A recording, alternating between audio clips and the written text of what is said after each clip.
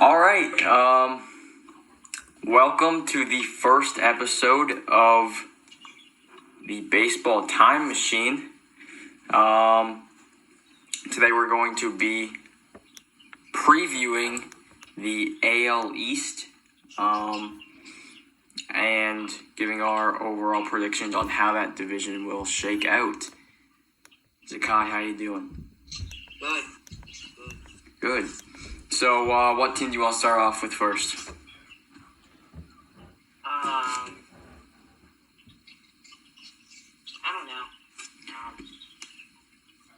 don't know. All right, let's go from bottom up. So, Okay. let's start with the Orioles. So, Yeah. last year their record was 24-35. For the majority of the year, I would say they were overperforming, and then they finished the season pretty ice cold. They led the league at swinging at the first pitch, and when they swung at the first pitch, they had the best batting average in the league at .409, and the second best OPS in the AL when swinging at the first pitch at 1,000, just about 1,000 OPS. Wow. So, the projected lineup in center field, Cedric Mullins. In right, Anthony Santander. At DH, right field, or first, he can play either. Trey Mancini, first season back. Well, he played a little bit at the end last season, but obviously just had recovered from cancer. Ryan Mountcastle, a highly touted prospect for the Orioles at first. Austin Hayes in left. Pedro Severino at catcher. Rio Ruiz at third. Freddie Galvis at shortstop. And Yolmer Sanchez at second base. Zakai, what are your first thoughts in that lineup? There's not a lot of. I would say there's not a lot of power hitters really there, except Mancini. And I don't think there's enough power hitters to get them the home runs and all that they would need to probably win a game at some. Well, they'll win a game, maybe win more than they already have. Yeah, there's not a whole lot of star power in that lineup. And obviously Trey Mancini has been solid in the past, but we don't know how he's going to do after recovering from cancer. I think we should expect more of the same from him, but I'm not exactly sure. So the rotation is tough. It's not very good. When so-called ace is John Means. That's not the best. That's not the best thing for you. He was good in 2019. Had a rough 2020. It's a 60-game season. So, you should take that with a grain of salt, but still not great. He's 28. Like I said, he had a good 2019, but we'll see if he has a bounce back year in 2021. So their projected rotation is John Means, Keegan Akin, Dean Kramer, Jorge Lopez, and Bruce Zimmerman. Pretty much no notable names in that rotation besides John Means. Thoughts on the rotation? It's bad. It's bad. It's bad. I think if they wanted to improve on stuff, they have the space to improve, definitely. I just think as of now, it looks like they're trying to go for more. I can't even say they're trying to go for something, because in their supposed rebuild, I really haven't seen any big trades happen in the past 2 years that they were trying to get, except for Machado, and now is trading on. Yeah, And in that Machado trade, the haul that they got back, I'm pretty sure they got 5 prospects, but I think they got just one top 5 prospect for the Dodgers at the time. So, I mean, I think they're on the rise, but sorry, Orioles fans, this just isn't your year, especially in this division. With the Blue Jays finally coming out of their rebuild, the Rays, they always seem to find a way to win. The Red Sox are a fringe team, and then you have the Yankees. Plus, with that rotation and playing in Camden Yards, which is known for giving up a lot of home runs, that's not the way you want to go with that rotation. The bullpen, the most notable names in that bullpen, Paul Fry, Tanner Scott, Dylan Tate, and Cesar Valdez. The pitching just isn't good enough in my opinion. Definitely not good enough to win. And then their notable prospects, Adley Rutschman, catcher. He's good. He's probably going to be coming up around June of this year. And if you're an Orioles fan, I think you should be excited for him. Then you got Mountcastle, who's going to be starting at first this year. And I think he should be a pretty solid prospect. He's a top 3 prospect for the Orioles. And then you have Yusniel Diaz, which was the top prospect that they got in the Machado trade. And those last 3 prospects, their ETA, according to MLB Pipeline, is 2021. So, they have guys on the way. We'll just see how it shakes out. Final thoughts on the Orioles, Akai? For going by record-wise, I would say they're probably going somewhere now. I would say 67 to 73rd place, somewhere around there. And then overall-wise, I think they're just a bad team, and they need to improve a lot. And I don't even think they'll get to the postseason by 2023, to be honest. If they keep up the pace that they're rebuilding at this point. I think that they're going to be a somewhat solid team in 2023, but if they do make the playoffs, which I think there's a chance, I think there's a somewhat good chance that they do make the playoffs in probably 3 years. They're not doing anything in them. So, it's tough for the Orioles. I have them winning around 73, 74 games, and that's their ceiling, I think. So, I have them finishing 5th in the division. I assume that you do too. Yep. Okay. Moving on to the Boston Red Sox, your favorite team. Yep. They finished 24-36 last year. They're in a rebuild. I do think they're set up nicely for a quick rebuild, but I don't think they're in a position to win this year. Give me your initial thoughts. Right. I think we've always had a great lineup. It's a winning lineup. Mm-hmm. And I really don't think we've ever really had a non-winning lineup. But I think when we do go into these rebuild phases, it's because I think, especially when we had Dave Dombrowski, he liked to trade away more of the pitchers. Because I don't know why, but the pitchers had more of the bigger contracts than the hitters. Mm-hmm. So I think it was more he was starting to rebuild.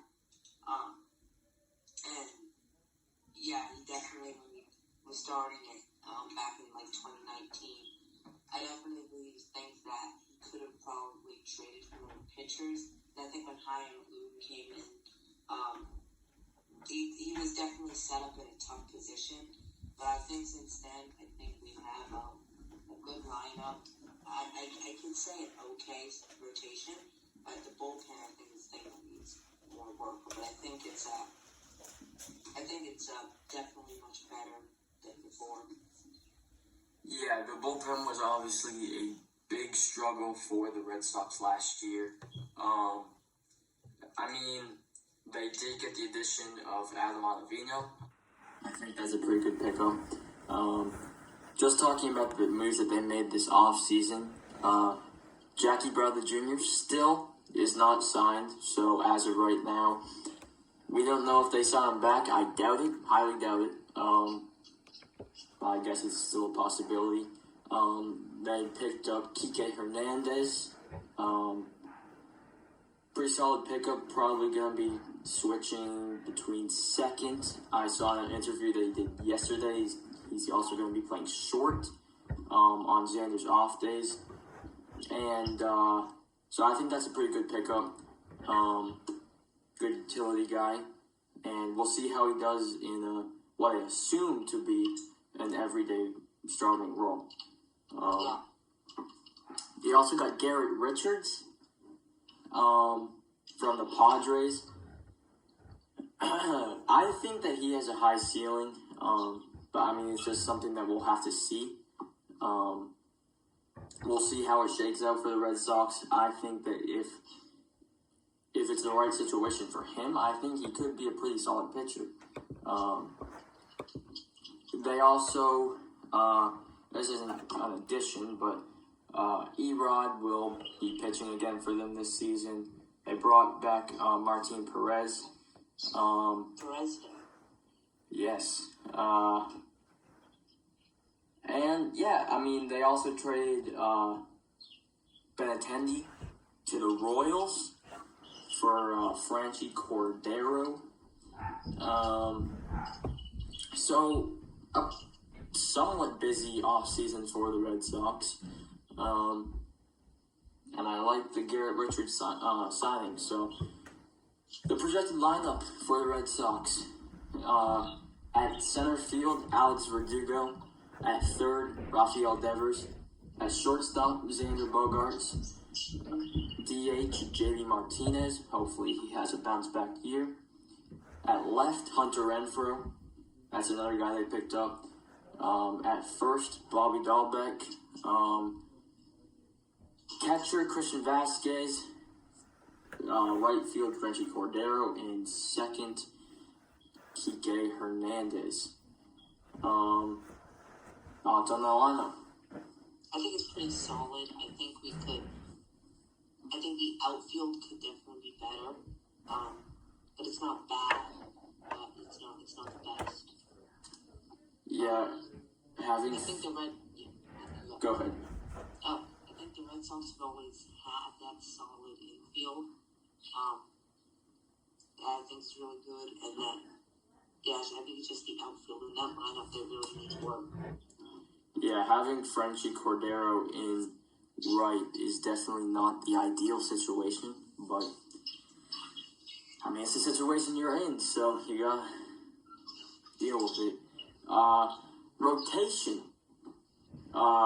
Eduardo Rodriguez, Nathan Eovaldi, Martin Perez, Garrett Richards, and Tanner Houck. Nobody knows how to pronounce that. And then there's obviously Chris Sale is going to be coming back. I assume Chris Sale is going to be coming back around June or July, assuming that everything goes well with his recovery from Tommy John.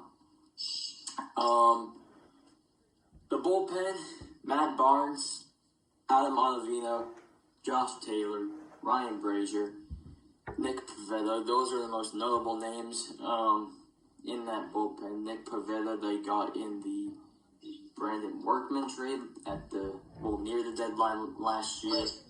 Which we won. Yeah, I'd say so. Because Workman's just not very good. So, I think the biggest storylines for this team is how Eduardo Rodriguez will pitch after all the complications with COVID. How Kike will do in an everyday starting role. And if Richards will be able to perform on a new team. And, what are your thoughts Well, first, let me hear your thoughts on Eduardo coming back. I think it's going to be good to have him back. Especially when Sale was out, he was supposed to be the ace, but then Evaldi had to take that role. So I think it's overall good that he's back, and probably the second position in the rotation, second starter. And I think, I definitely think it's good to have him back, and I definitely think he will have a good season. And I'm just excited to see how he can may possibly improve and do better than the last seasons he's had.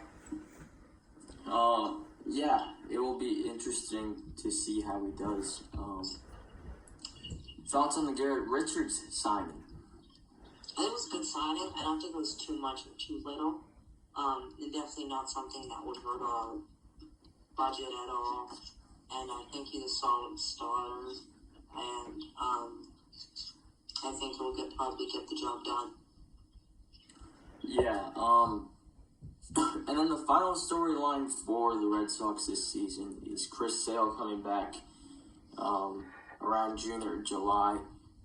If everything goes right, and the Red Sox get Chris Sale back and Chris Sale pitches like Chris Sale, I think their record will be somewhere in the high 80s. I'm going to say probably 87 wins. If everything goes extremely right for the Red Sox, I'd say maybe 91 wins, but that would be overperforming. And, at the end of the day, the Red Sox, they're not aiming to win this season. I have them finishing 4th in the division. I don't see them finishing over Tampa or Toronto. Your final thoughts on the Red Sox? I think they're a good team. I think if we're lucky, we'll get over Toronto, but I don't think we will. And that's only if Toronto underperforms. Then we'll probably get over them. I think we're a good team, and I think 2022 will probably be a better year and more of a wild card year for us than this year. But I think our records will probably be around 85 to 91 wins this year. All right, that's the Red Sox. And their notable prospects, top 3 notable prospects. Bobby Dahlbeck, this will be his rookie year. He came up at the back half of 2020, and he did pretty well. Then you have Jeter Downs. He actually hit a home run in his spring training game today, so that was good sign for the Red Sox. And then you have Brian Mata, a right-handed pitcher, and all these guys are also ETA 2021. Bobby will there's like a 95% chance that he's going to have a starting role in the Red Sox, if I'm not mistaken. Correct, Zakai? He'll probably be our main starting first baseman. Okay. Now moving on to the New York Yankees.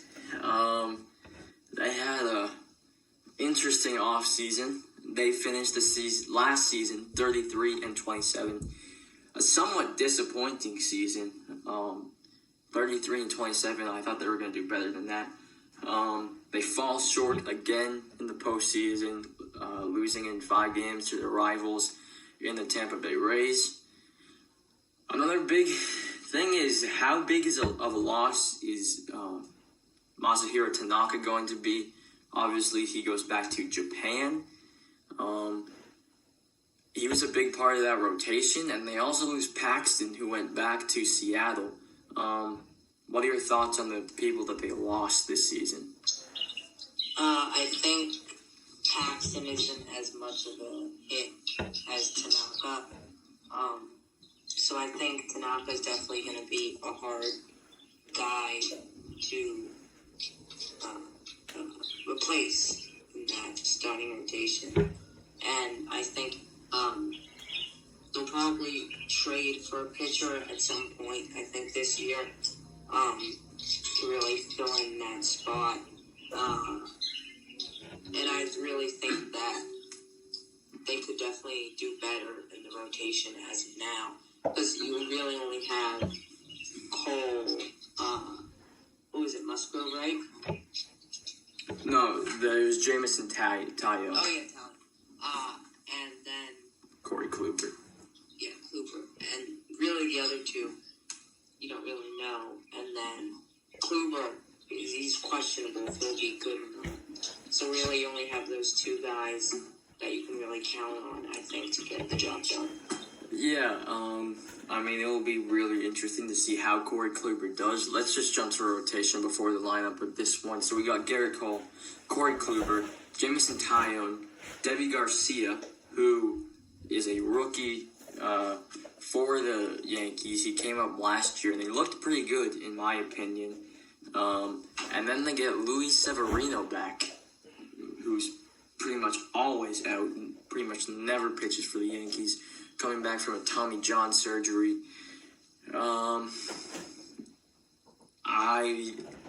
Even though Severino is still somewhat young, I think there's no chance that he's going to have a serviceable MLB career from now on. What do you think of Severino as a guy? I think he's definitely an okay pitcher.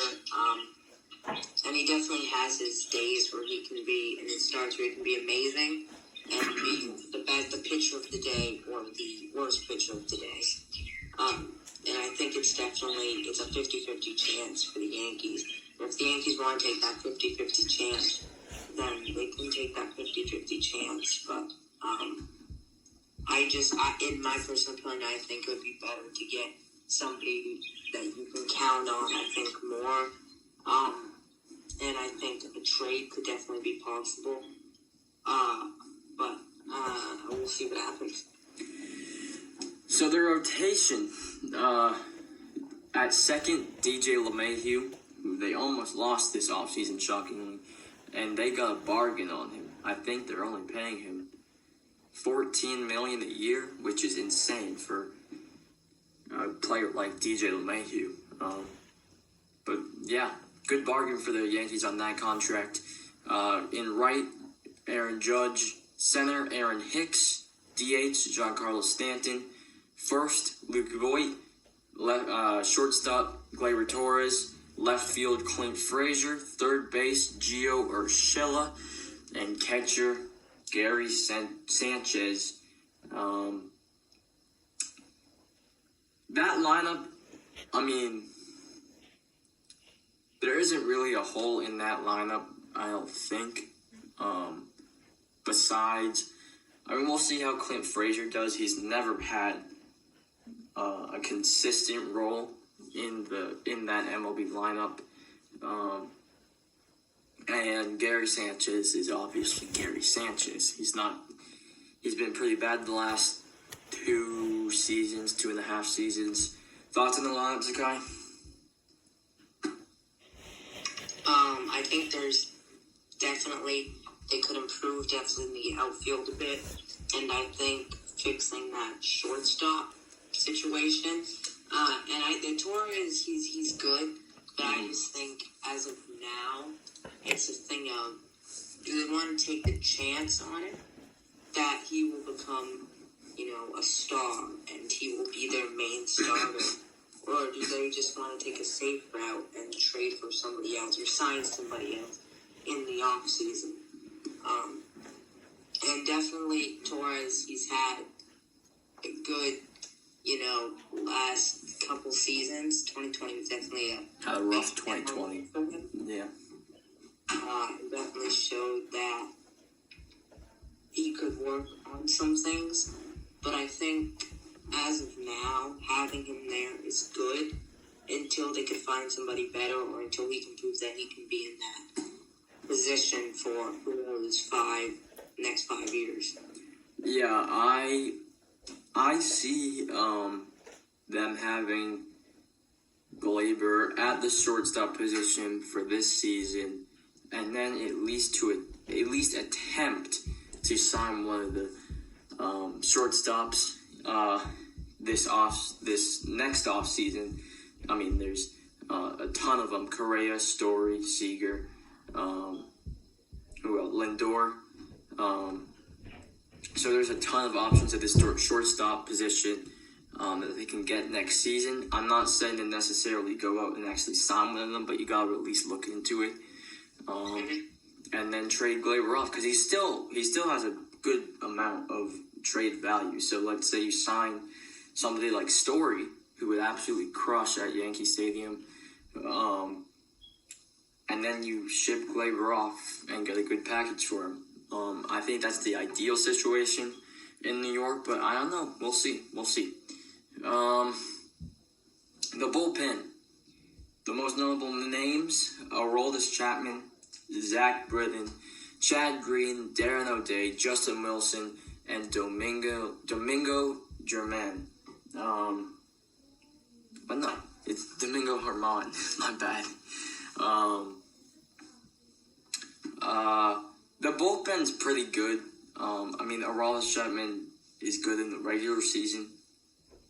Doesn't come through in the postseason, but it's a pretty good bullpen. What do you think? I think, especially for Chapman, there's that issue where he can be great in the regular season and bad in the postseason. And I think, personally, if it was me, I would see if I could probably maybe sign a closing pitcher, trade for a closing pitcher that's good in both, instead of just one, because even in the regular season, Chapman can blow a lot of saves, like a lot of them. Yeah. And I think, personally for me, I feel like I would probably be much better off with somebody who I know who basically almost get the job done every single time he gets out, instead of having that, 70% chance of him doing great, but then there's always that 30% chance of him just blowing the save.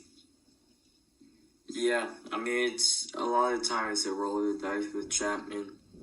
He's not as dominant as he was, I don't know, probably 3-4 years ago. But I mean, don't get me wrong, he's still a pretty solid pitcher. But, I mean, at this point in his career, he's not as reliable. And I think that there's a chance that he might be taken out of the closer role. That's just me, though. Final thoughts on the New York Yankees, Sakai? I think that there's a lot of improvement to be done and to happen. And I think it's especially with, as of now, the Yankees, I think, are definitely getting out of their phase of keeping a lot of older guys and starting to bring in the new generation of young talent. I think that's the thing with the Yankees, is they keep a lot of the old guys. And I think that's what they were doing, but now they're kind of switching into the getting all the young people. And I definitely think that in the next couple of years they will be World Series champions, but I don't think the next 1 or 2 will be their year, to be honest. Yeah, they also re-signed Brett Gardner, which doesn't make any sense to me. That's just a waste of money at this point. I mean, it's a good veteran presence in the locker room, but I don't understand that signing. But I guess that's what they wanted to do. My final record prediction for the New York Yankees, I'll say 98 wins and first in the division. Your final record prediction? I'm going to go with, at the lowest, 93, 94, but I think we'll be between 97 and 100 wins for them.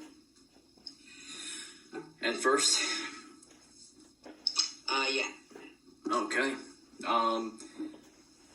Now, the Toronto Blue Jays. absolutely great offseason. Really fun, young team. The pitching still needs work. They were 32-28 last season. Definitely overachieving. I think most people thought that last year would have been their last year of not competing, and then this year is really where they start competing for a wild card spot.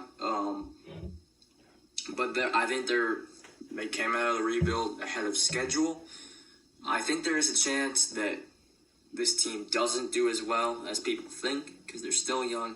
The pitching still not very good, but it's better than last season, but it's still not great. Thoughts on their off seasons, guy? I think it's great off season. A lot of good signings. I think it might at the best get them to the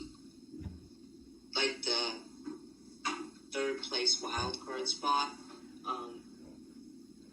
And I still think they have a lot to do next off season. But I think 2022 will probably be more of a year for them than 2021. So the most notable free agents that they brought in, obviously George Springer. That's the George Springer. He's a great signing. He's the most achieved, and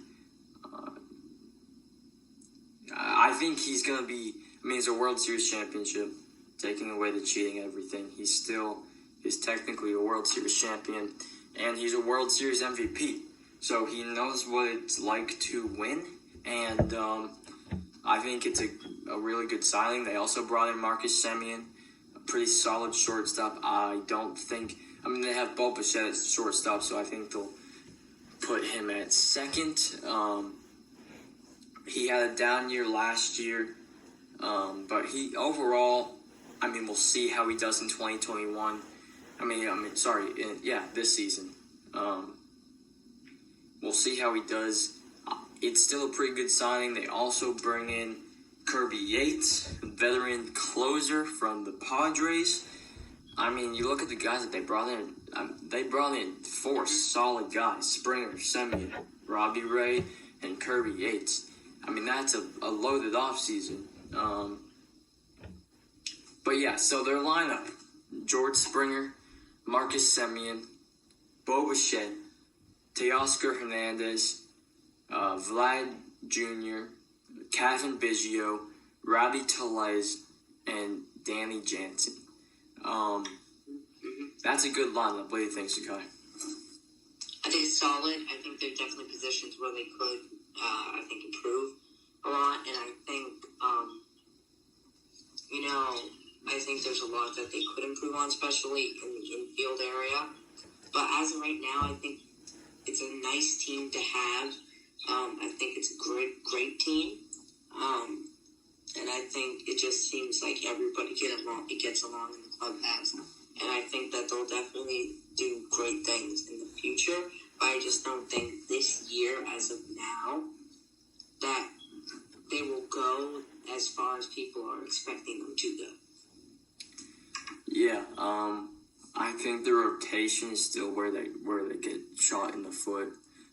They got Hyunjin Ryu, veteran starter, proven starter. They picked him up last season. So that's their number one, really good number one pitcher. Then they get Robbie Ray, another solid veteran pitcher.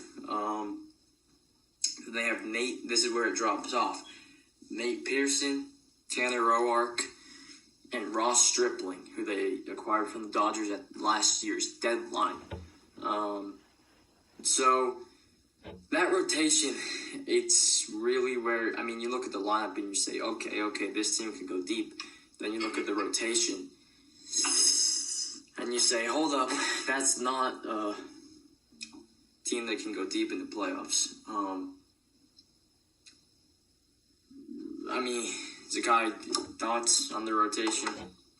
It needs improvement. It definitely does. But I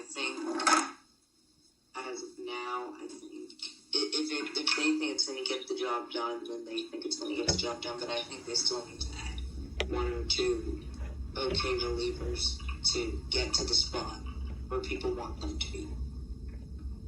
Yeah, and I think they're going to be in a position where they're going to be buyers at this year's deadline, and you go pick up another bullpen or another starter, and then you make that push for a wild card spot, a highly unlikely division championship, but I mean maybe.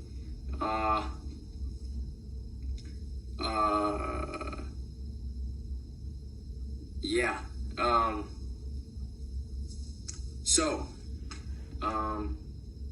Bullpen: Kirby Yates, Jordan Romano, Steven Matz, Tyler Chatwood, and Rafael Doyles. Not a good bullpen.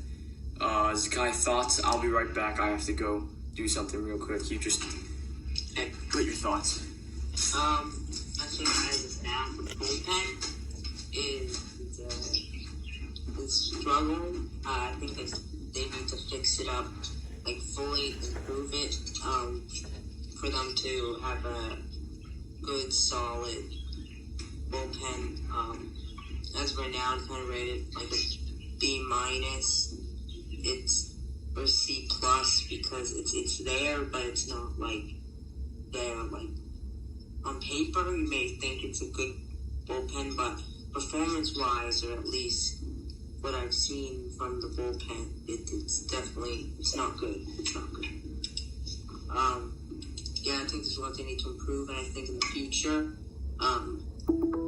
we can definitely do some trade stuff, and we can see and break down some trade, and we can see who the Blue Jays could possibly get. That'd be a good fit for them. All right, I'm back. Sorry about that.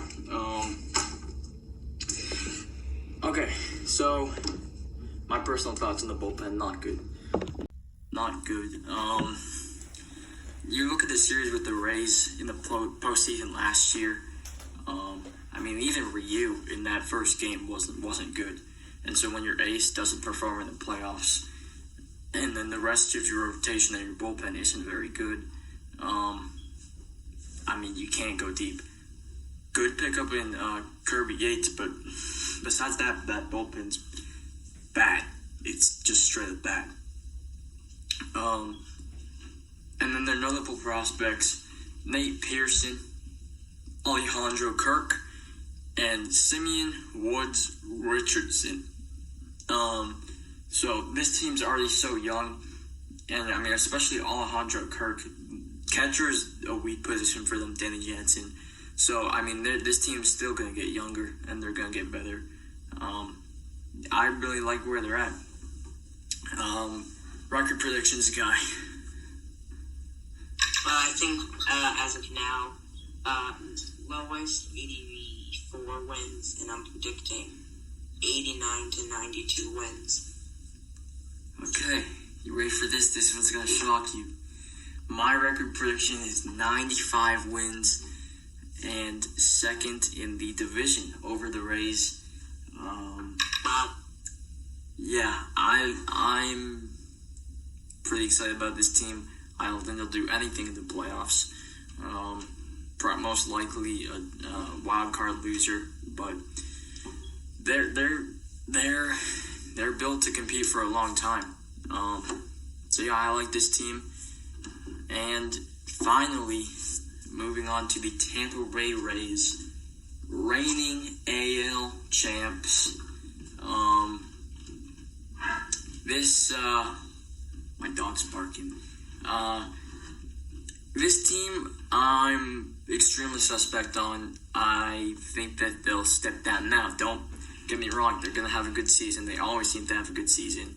But I don't think they're going to be anywhere near as good as they were last year. Some of the biggest storylines for them this year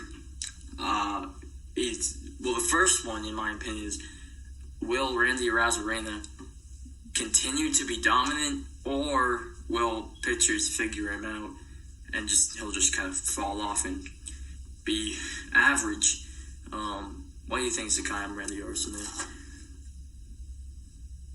I think there's a lot there, but I think he's going to have to make some improvements, especially now that a lot of pitchers are going to start figuring him out.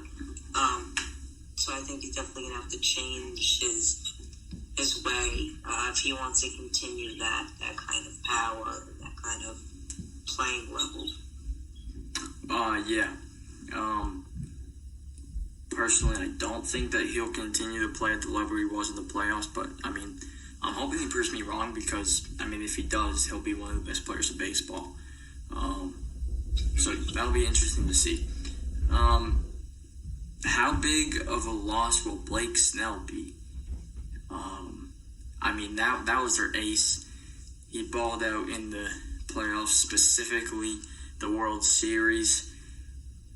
Your overall thoughts on the Blake Snell trade to San Diego? I think it was a good trade for both sides. I definitely think the Padres won it just with Snell.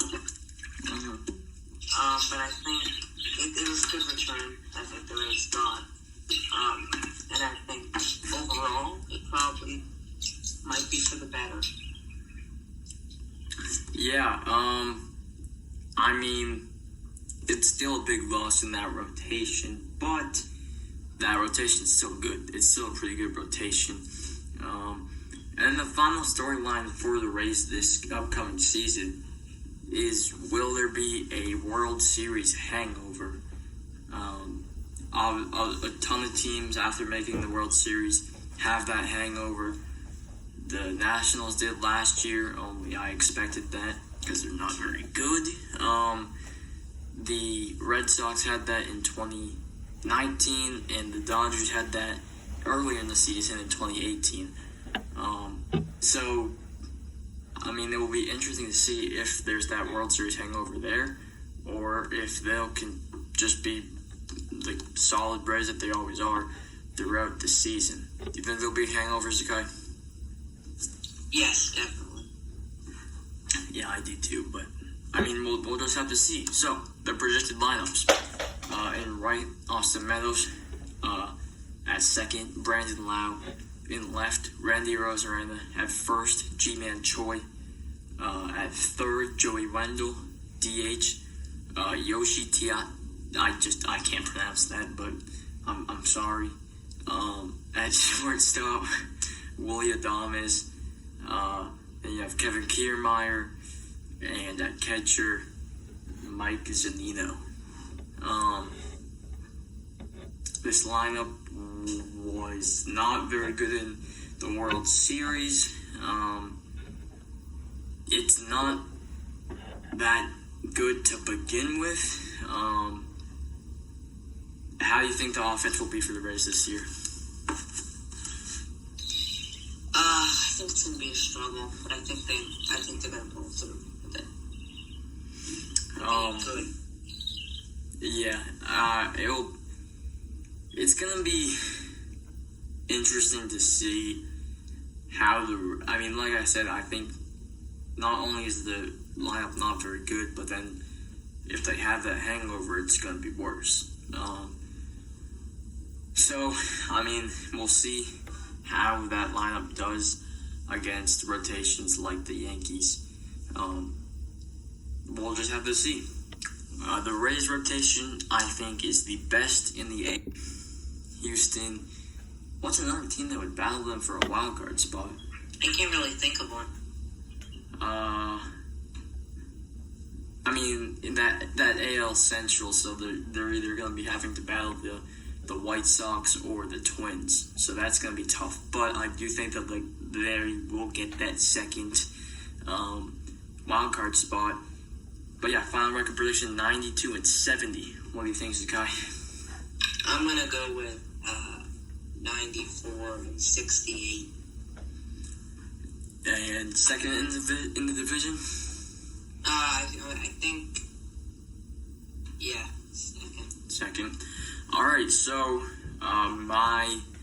that's the coverage for the whole AL East. My standing predictions are the Yankees in first, Blue Jays in second, Rays in third, Red Sox in fourth, and the Orioles in fifth. Scott, your final standing predictions? Orioles in fifth, Red Sox fourth, Blue Jays third, Rays second, Yankees first.